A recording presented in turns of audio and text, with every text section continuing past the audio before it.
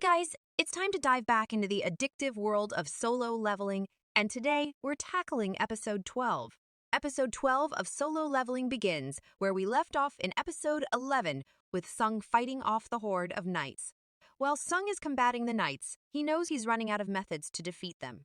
Nonetheless, Sung gives it his all in the fight. As Sung starts to dwindle, he starts hearing words echoing through his ears about people claiming that he's a weak hunter and should quit while he's ahead. Elsewhere, Chairman Go shares a few remarks about the third Jeju Island raid and explains why he didn't attend to Woo. Unlike Go, Woo says he attended the raid and was performing security duties. Go says that many people lost their lives during that event and knows that the ones who survived still have ill memories about it. However, he knows all hunters must learn to overcome pain and prepare for the calamities awaiting them. Sung discusses matters with his past self. Although past Sung admires present Sung's build, he senses weakness within present Sung. While the knights continue harming present Sung, past Sung says present Sung will always be an E-rank hunter and nothing more. While the knights overwhelm Sung, he wonders if his past self is right and that things haven't changed. Suddenly, the player log appears before Sung, reminding him that he must complete his daily quest. Since Sung can't complete the quest, the player log system transfers him to the penalty zone. Sung arrives at the penalty zone and reflects on what happened to him. Sung summons items from his store and drinks them to heal himself from the wounds he sustained from that job change quest dungeon. While drinking some health potions, the player log system informs Sung that if he's seriously injured, his potions won't restore his health points anymore. Therefore, Sung says he must wait for his wounds to heal naturally or level up. Several centipede monsters arrive, and Sung notices they're all on equal grounds with him regarding their title card's color. He combats the centipedes. Meanwhile, we return to following Jinna. Noticed Sung never returned home. She wonders if he'll make it to the upcoming guardian teacher meeting on time. Back at the penalty zone, we see Sung resting on a centipede. He defeated them all, leveled up, and significantly recovered from his wounds. Sung opens the player log system to sort his gear out. Sung opts to check out the system's store first. He stumbles upon a night killer weapon and purchases it. Sung grabs the blade and crushes the runestone he obtained after he defeated Igris. After Sung crushes the runestone, the player log appears. Sung notices he's obtained the skill Ruler's Hand. This skill doesn't require mana and will allow Sung to physically manipulate objects without touching them. Sung tries moving the centipede's corpse, but realizes he can't move heavy objects yet. Sung returns to the job quest change dungeon. He notices there are more knights in the room than before. He plans to combat them with his new gear and skill. Meanwhile, someone informs Guildmaster Choi and his allies that they'll arrive in the airspace over Jeju Island shortly.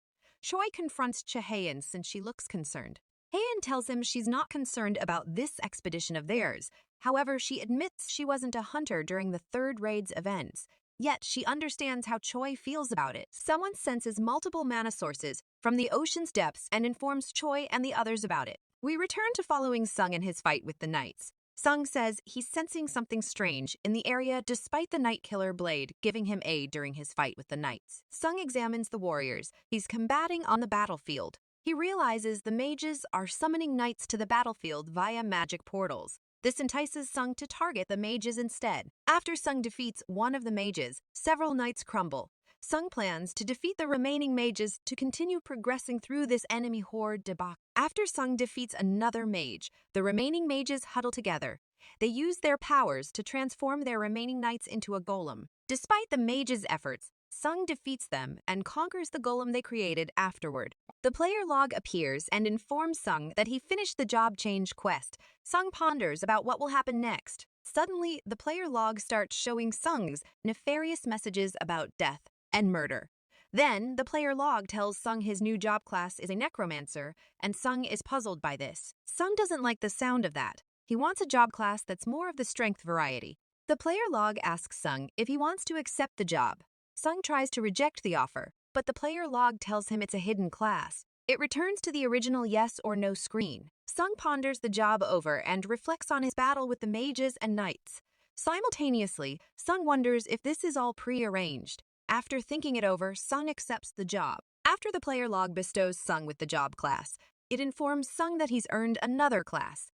This job class is called Shadow Monarch. Also, Sung notices he's obtained several awards and wonders if the entire quest is done now. several shadows crop out of the knights Sung defeated. The player log asks him to input a command word into its system for his shadow extraction skill. Sung chooses Arise. Ghostly knight figures rise from the knights. The player log feeds Sung intel about the shadow extraction and shadow storage skills. One allows him to drain mana to create shadow soldiers, while the other allows him to hold on to those soldiers and summon them whenever he pleases. Additionally, Sung says the shadow extraction skill can fail based on the target's strength or time since death. He learns that he's acquired shadow mages too. Each has a set level. Sung wanders to Igris's body and learns he can extract his shadow. Sung notes there's a limit to how many beings he can have in his storage. He releases a few knights. Sung tries extracting Igris's shadow, but fails. The player log says he has 2 more attempts left. Sung tries again and fails. While that's happening, we overhear Chairman Go reflecting on the Hunter reawakening process. Sung tries persuading Igris to join his side and abandon his former master. Chairman Go continues rambling about the same subject. Simultaneously, Sung successfully extracts Igris's shadow. The player log asks Himo give Igris a new name. Sung gives Igris his name. Igris and the other Shadow Army members bow before Sung. Sung tells Igris and the others that they're with him now.